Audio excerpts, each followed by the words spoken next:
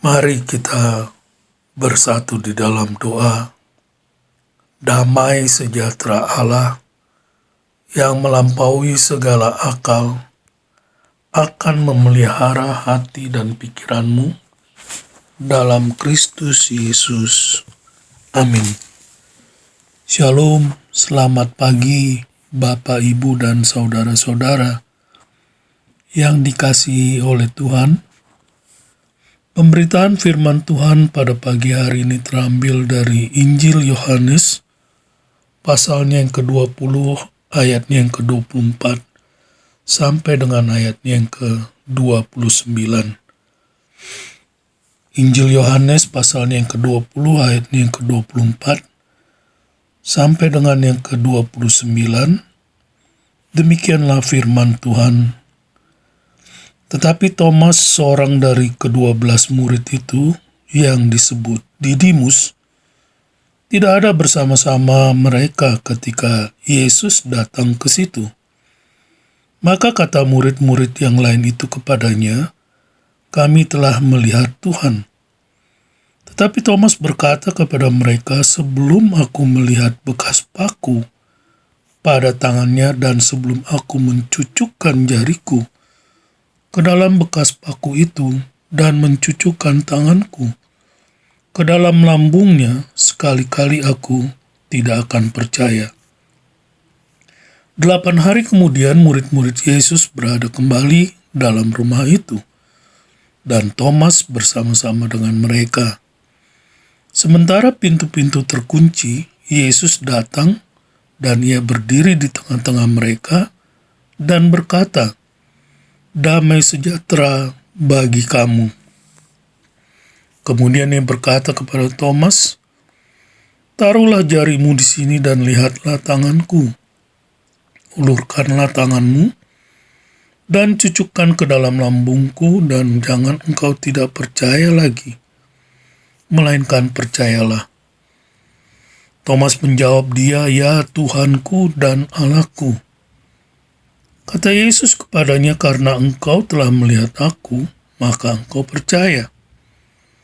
Berbahagialah mereka yang tidak melihat namun percaya."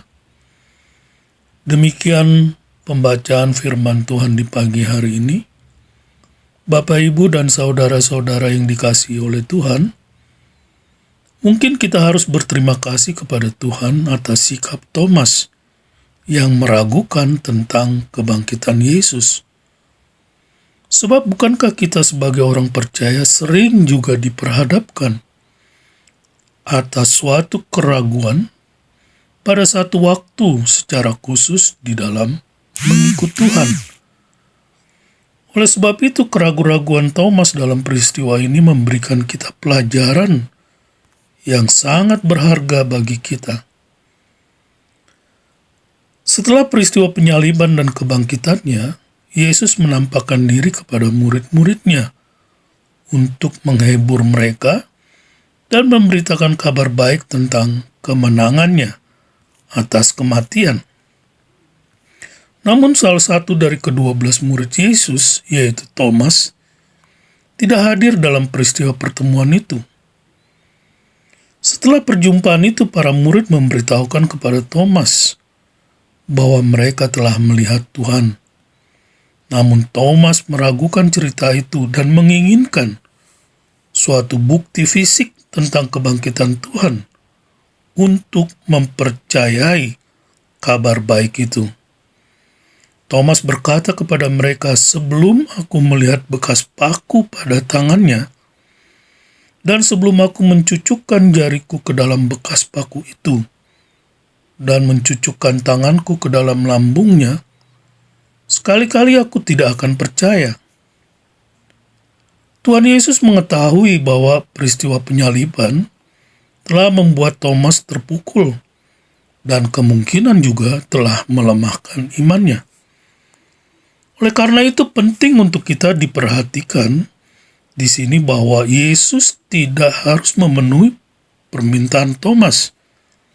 Sebab Thomas telah mengikuti Yesus selama 3 tahun dan sudah mengenal Yesus.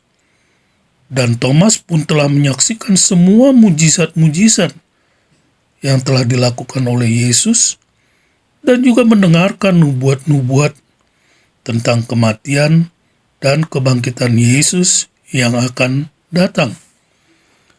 Semua itu seharusnya sudah cukup, tetapi Thomas masih saja ragu. Oleh sebab itu, Yesus mengetahui kelemahan Thomas, sama seperti Yesus juga mengetahui kelemahan kita.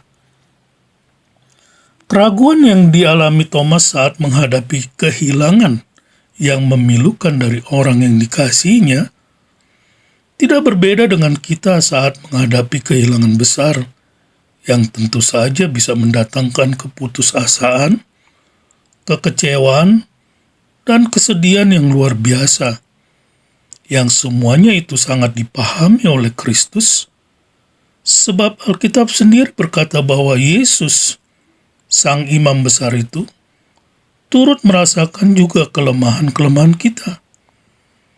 Namun meskipun Thomas sebenarnya meragukan penampakan kebangkitan Tuhan, tetapi begitu dia melihat Kristus yang bangkit, imannya kembali dikuatkan, sehingga Thomas berseru, "Ya Tuhanku dan Allahku." Yesus memujinya karena imannya, meskipun iman itu didasarkan pada penglihatan. Yesus melanjutkan dengan mengatakan, "Karena engkau telah melihat aku, maka engkau percaya. Berbahagialah mereka yang tidak melihat, namun percaya."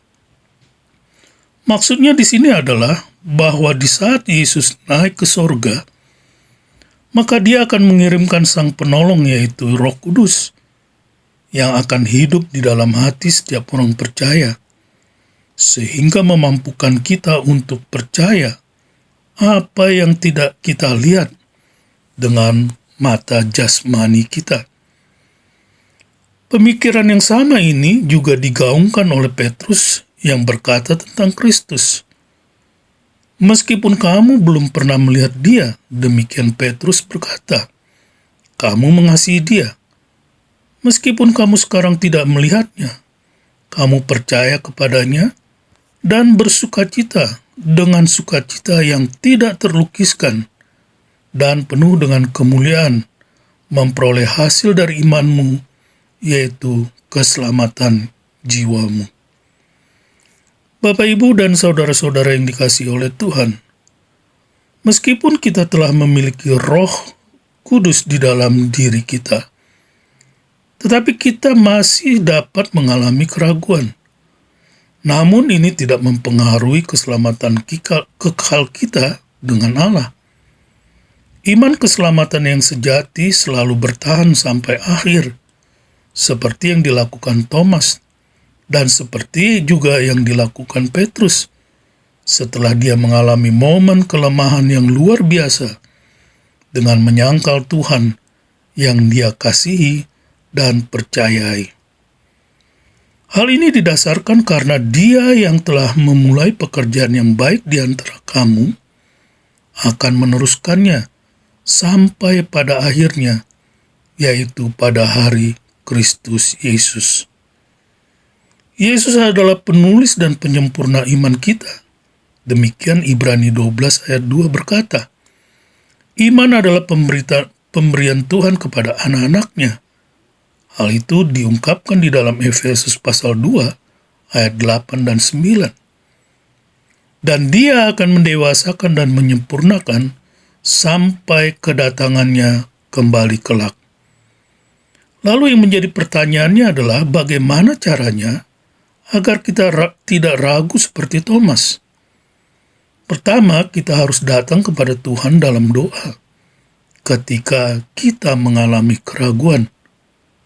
Mungkin itulah alasan Tuhan membiarkan setiap orang percaya mengalami keraguan, yaitu agar kita bergantung kepadanya melalui doa.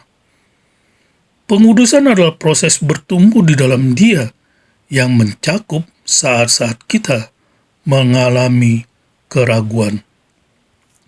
Oleh karena itu, kita harus datang kepada Allah dan berkata, tolonglah aku yang tidak percaya ini.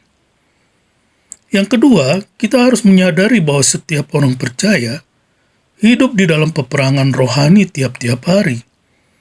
Karena itu, setiap orang percaya perlu dipersenjatai dengan firman Tuhan untuk melawan peperangan rohani ini, termasuk di dalamnya melawan keraguan-raguan. Firman Tuhan pasti akan memelihara dan memperkuat iman kita. Bapak, Ibu, dan saudara-saudara yang dikasihi oleh Tuhan, Thomas si peragu berubah menjadi yang paling antusias ketika dia memahami siapa Yesus itu. Dengan demikian, suatu penyembahan yang benar berasal dari pengakuan akan kenyataan tentang kebenaran di dalam Kristus, yaitu bahwa Dia adalah Allah yang Maha Kuasa. Kita tidak dapat mengakui Yesus sebagai Tuhan jika kita tidak memahami keilahiannya. Selamat beraktivitas, Tuhan memberkati. Bapa, terima kasih untuk firman-Mu di pagi hari ini. Biarlah kami selalu dikuatkan oleh Tuhan melalui kebenaran firman-Mu dan doa-doa yang kami naikkan. Terima kasih Tuhan, di dalam nama Tuhan Yesus kami berdoa. Saudara-saudara yang dikasihi oleh Tuhan, arahkanlah hatimu kepada Tuhan dan terimalah berkat Tuhan. Tuhan memberkati engkau dan melindungi engkau. Tuhan menyinari engkau dengan wajah-Nya dan memberi engkau kasih karunia. Tuhan menghadapkan wajah-Nya kepadamu dan memberi engkau damai sejahtera. Amin. Shalom.